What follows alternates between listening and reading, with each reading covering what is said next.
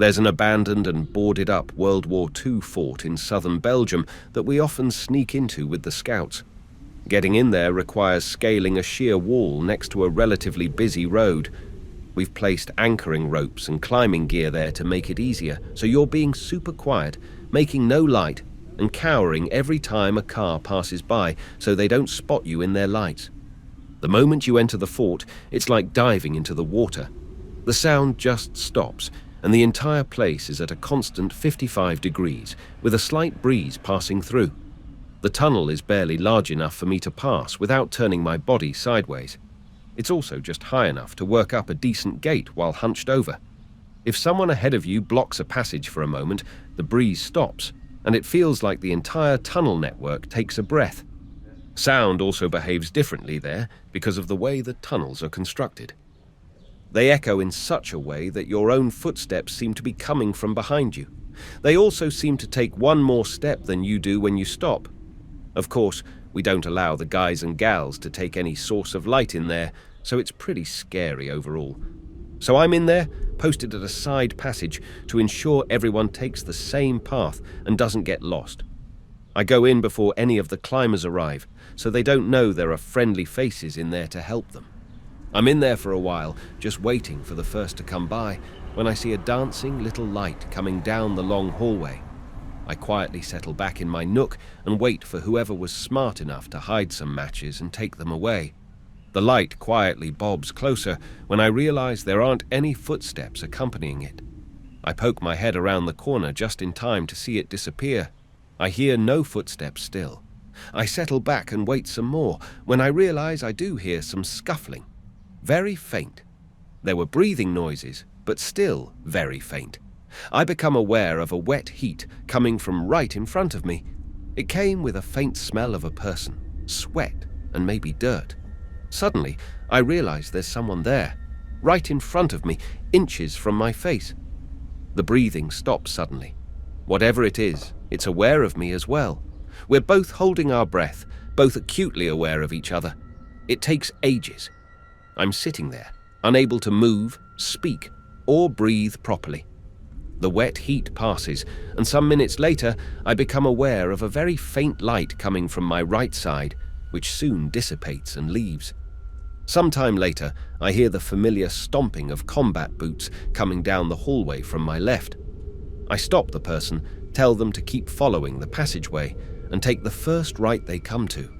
Out of curiosity, I ask who went in first. He said, no one. He went in first.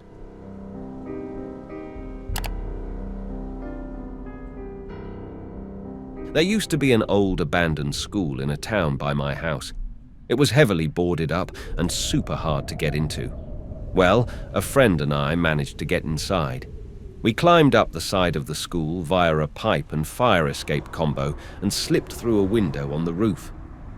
We explored the basement, which was flooded. It was kinda creepy seeing stairs disappear into water. We had just left the gym when we heard footsteps coming from the doors on the other side of the gym.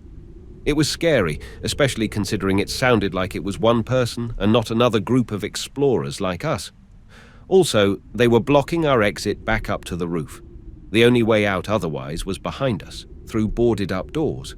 They sounded like someone who was walking around and stopping periodically. There was no light coming from that direction, and we couldn't fathom why someone would come into a creepy place like this alone. We waited for the footsteps to stop, then snuck across the gym and peered down the hallways. We saw no one and continued towards the stairs, which would lead us back to the roof. Halfway down the hall, we hear someone sprinting behind us. It was probably 150 feet away or so, down a typical high school hallway. Now it is mostly dark in there, but there was a small amount of light coming in through cracks in the window boards. Still, we didn't see anything behind us as we quickly ran up the stairs. We didn't stop until we got back to the 4th floor. We listened for noise, but there was nothing. We hopped out the window and climbed back down the pipe.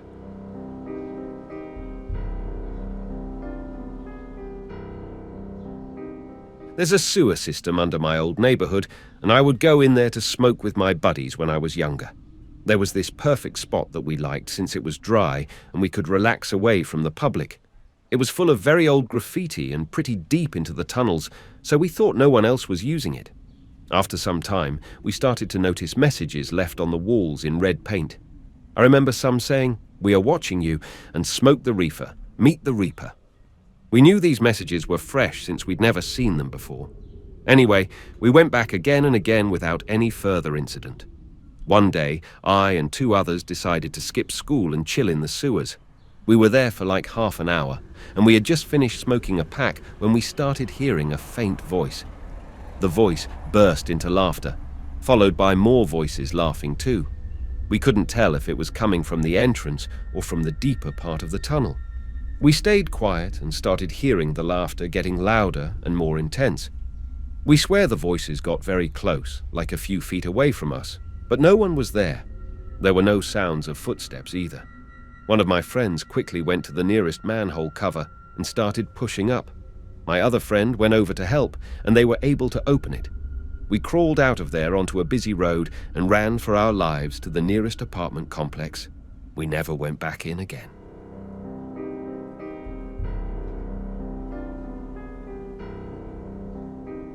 I've been working in Old Baltimore lately, and most of the buildings in there are connected by tunnels.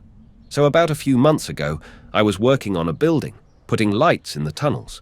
Well, one day on my lunch break, I decided to walk around the tunnels. I walked for about 20 minutes when I thought I heard my foreman call me down one of the halls. I assumed he went to look around as well, so I started to walk down the hall, and it started to get deeper and colder. I thought about turning around because I didn't want to get lost, but then I heard it again, so I went a little deeper. Eventually, I hit a room about the size of a baseball court with probably 20-foot-high ceilings. The ground was all sticky, and every step I took sounded like I was undoing a heavy Velcro strap. There were skulls from small animals everywhere in there, and the place looked like a big triangle pointing to a very large, dog-like skeleton. At this point, I was freezing and really scared. I started to smell a harsh burning smell and heard what sounded like a big dog running on concrete. I could hear it get louder and closer, louder and closer. I started running. Finally, after what felt like an hour of running at full sprint, I ran into a staircase with a big, heavy metal door at the end of it. I heard the noises like they were right around the corner. So, with all my might and adrenaline-fueled strength, I ripped the door open and slammed it behind me, then heard and felt a hard thud against the door. I turned around to see that I was standing under the docks by the Four Seasons and the Marriott Hotel. I called my boss and told him I got lost in the tunnels and needed to get picked up. Since that day, I refused to go in the tunnels or go into sub-basements in Baltimore.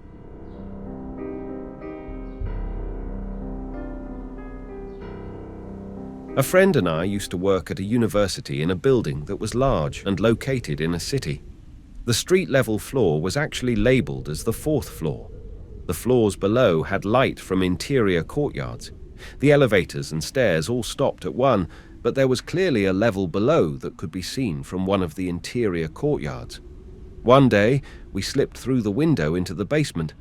As we suspected, none of the equipment seemed to be in use anymore, but it was cool old stuff.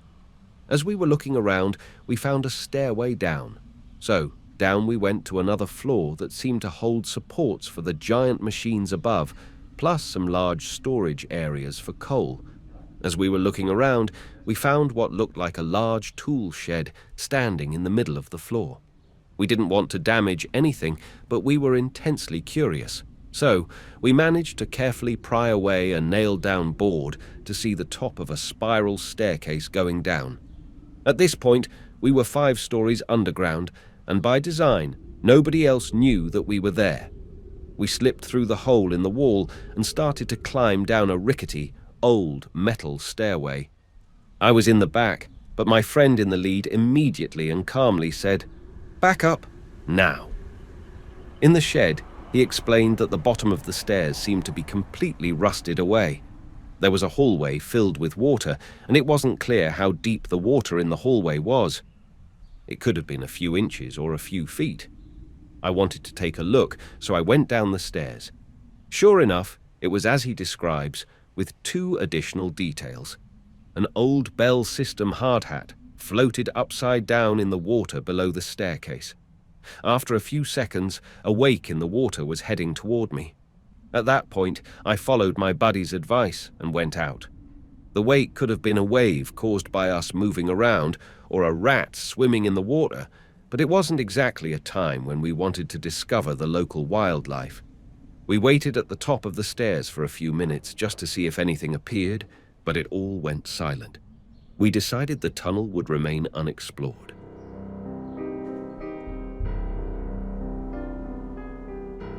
My buddy and I spent many years crawling through sewer pipes for fun. One day, we were out in the woods with another friend. Deep into the woods, we found some pipes sticking out of a hillside and agreed to explore it. We crawled down this thing for a good 600 feet or so. We are on our hands and knees, and at times it gets smaller, and we are on our stomachs. Finally, it comes to one of those big manel rooms, and we get the impression we are under a house. Of course, we also know that in some places, manholes will exist in the middle of nowhere for future developments. Anyways, the room has 3 other super small pipes heading off in different directions. You have to slither on your stomach to fit in those.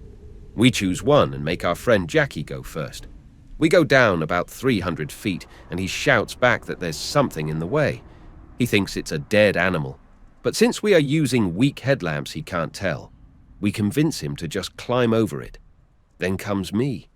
He's freaking out saying it got something all over his clothes and he didn't know what it was. I climb over this dark lump of refuse. It feels like a body, but not human. Not even animal. It's just alien and worse, it smells horribly bad. I slide over this nasty object, almost puking. My buddy behind me comes next. Same story. We keep going, asking ourselves why we even do this thing in the first place. We crawl another few hundred feet. Jackie starts complaining about a horrible, god-awful stench ahead. We can't for the life of him get him to continue, and he ends up throwing up. He says he could faintly see there's something big up ahead. Looks like an honest-to-God human body. We slide backwards quickly until we get to the manhole room. We crawl out quickly. We get into the daylight and investigate the goo that's stuck to our clothes from the thing we slid over. It's dark, bloody dark, and has something that looks like hair or fur. The 3 of us agreed that it's a trapped animal, and we never went back in again.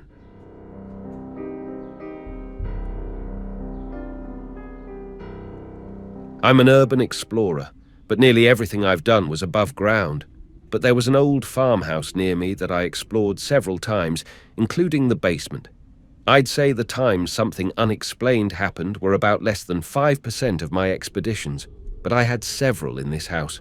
It had been abandoned for at least 30 years, was in very poor shape, and used to be a big party spot for teens. My weird experience happened one night when I went there with 3 other people. I felt nothing unusual, but one of my friends felt uneasy and said they were having goosebumps since we entered. The basement had a bunch of the usual laughable wannabe satanic taggings across one wall in red paint. Then, on the opposite side of the wall, there were religious messages in black. We spent a few minutes there and decided to explore a different spot. We were walking up the staircase out of the basement, which had solid walls on both sides. As we did, each person in turn, from top down, got their shoulder bumped. It's as though a person were going down past us as we were going up. Then we heard a shriek from the basement, so we hurried up. It might be a cat or some animal, but we noped the hell out of there. That old farmhouse is now demolished. Your support means a lot to me. Please drop a like and subscribe to Eerie Echoes for more horror stories. As always, thank you for watching.